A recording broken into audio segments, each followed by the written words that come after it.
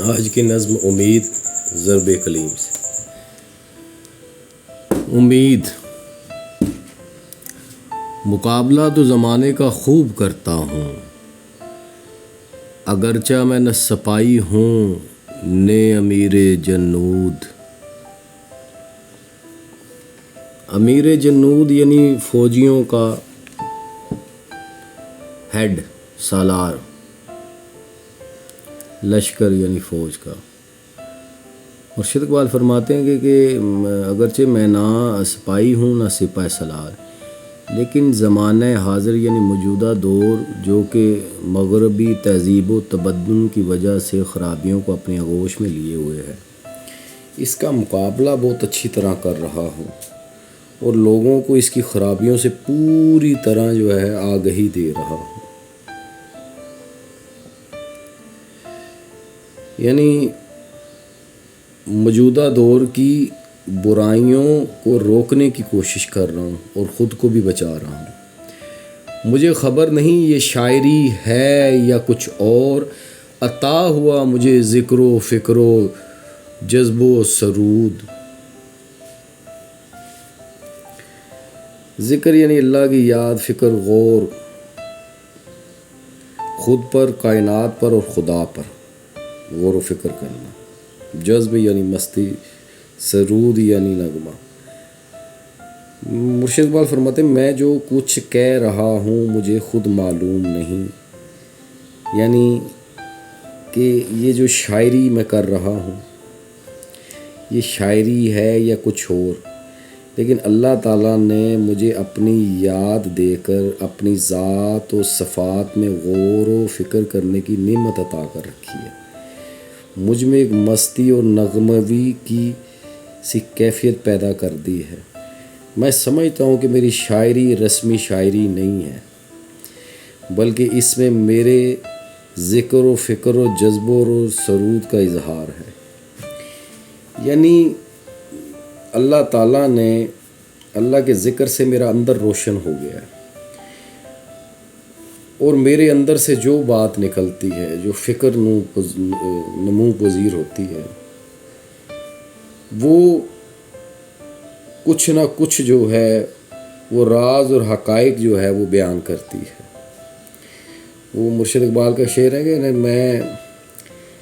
میری نوائے پریشان کو شاعری نہ سمجھ، یعنی یہ جو پریشان ہو کہ میں تمہیں آوازیں دے رہا ہوں، جگانے کی کوشش کر رہا ہوں، تو یہ اسے شاعری نہ سمجھ کہ میں محرم راز ہوں درون میخانہ، کیونکہ میں کچھ ایسے راز جانتا ہوں جو تو نہیں جانتا، جو مجھے اللہ نے عطا کیے ہیں۔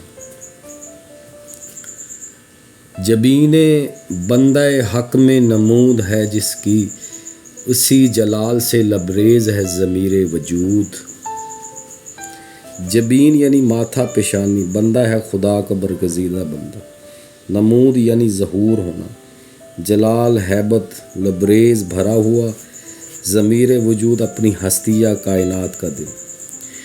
جو ہیبت اور شکوہ خدا کے کسی برگزیدہ بندے کے ماتھے سے ظاہر ہوتا ہے، شکوہ، کائنات کا دل اسی شکوہ سے بھرا ہوا ہے۔ یعنی کائنات میں جہاں کہیں بھی شکوہ نظر آئے گا وہ بندہ حق یا مرد مومن کی جلال کی وجہ سے ہی ہوگا۔ یعنی جو برگزیدہ بندہ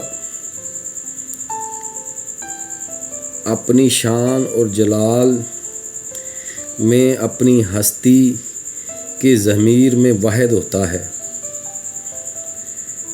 بس اللہ کی صفت تخلیق کا مشاہدہ ہر ذرے میں کرتا ہے۔ جو برگزیدہ بندہ ہوتا ہے اللہ نے اس کو یہ مقام عطا کیا ہوتا ہے کہ وہ ہر ذرے میں اللہ تعالیٰ کی ذات کا مشاہدہ کرتا ہے۔ یہ کافری تو نہیں، کافری سے کم بھی نہیں کہ مرد حق ہو گرفتار و حاضر و موجود۔ کمال ہے۔ یعنی مرد حق اللہ کا برگزیدہ بندہ مومن یعنی نیک متقی حاضر و موجود، یعنی جو کچھ کائنات میں موجود ہے نظر کے سامنے ہے۔ مرشد اقبال فرماتے ہیں جو شخص خود کو اللہ کا بندہ کہلاتا ہو وہ کائنات میں جو کچھ موجود ہے، جو کچھ اسے ظاہری طور پر نظر آتا ہے، اسی میں گم ہو کر رہ جائے، اور جو کچھ کائنات کے پس پردہ ہے اس کو نہ دیکھے اور اپنی ساری زندگی خدا سے غافل اور دنیا میں محو ہو کر گزار دے، تو اس شخص کی زندگی کو اگرچہ ہم پوری طور پر غیر اسلامی زندگی نہیں کہہ سکتے، لیکن یہ کافری اللہ اور اس کی صفات کے انکار سے کم بھی نہیں ہے۔ مرد حق تو وہ ہے جو اپنے ہر لمحے کو، اپنے ہر گزرنے والے وقت کو خدا کی مرضی کے مطابق ادا کرے، نہ کہ جو حالات موجود ہوں ان میں گم ہو کر رہ جائے۔ یعنی مرد حق جو ہوتا ہے وہ اللہ سے غافل ہو کر حاضر و موجود کا غلام تو رہ سکتا ہے، یعنی اسے دنیا کی رنگینیوں میں مگن ہو کر اپنی حیات کے مقصد سے غافل ہو جائے، تو حق یہ کہ انسان اپنے ہر لمحے کو خدا کی مرضی کے مطابق گزارے۔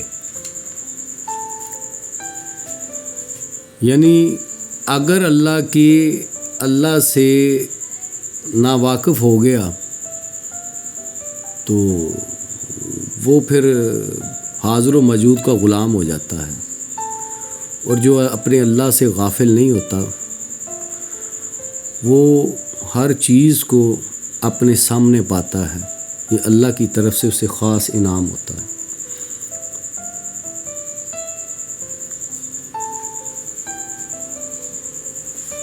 غمی نہ ہو کہ بہت دور ہیں ابھی باقی، نئے ستاروں سے خالی نہیں سپرے کبوت۔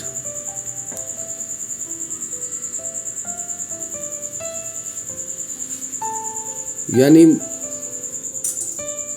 غم مت کر، کیونکہ نیلا آسمان نئے ستاروں سے خالی نہیں ہے۔ امید رکھ کے نئے ستارے ابھر کر نیا زمانہ لائیں گے، جو موجودہ حالت ہے ہمیشہ نہیں رہے گی۔ تو ہمت نہ ہار، ترقی کے لیے کوشش کرتا جا۔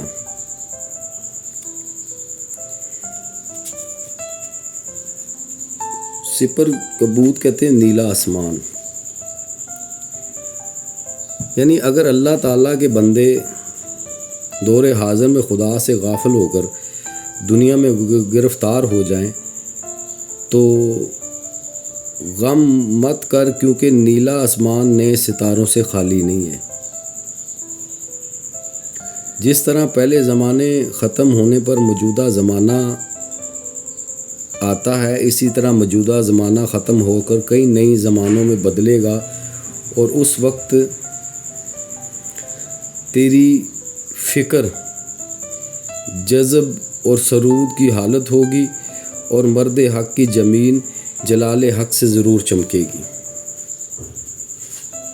یعنی ستاروں سے آگے جہاں اور بھی ہیں۔ تو امید جو ہے وہ جو مرد حق ہے، جو برگزیدہ بندہ ہے، اسے صرف اپنے اللہ سے لگانی چاہیے۔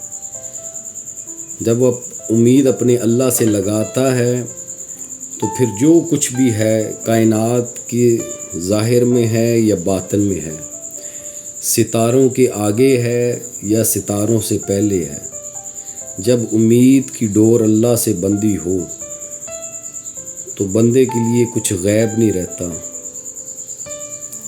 اور وہ ہمہ وقت اپنے اللہ تعالیٰ کے ساتھ جڑا رہتا ہے، اور اللہ کی صحبت کی وجہ سے وہ کائنات کو اور آسمان کو، جو کچھ بھی ہے، جو حاضر میں ہے، جو موجود میں ہے، جو دیکھ رہا ہے اور جو نہیں دیکھ رہا، وہ سب اس کے سامنے عیاں ہوتا ہے۔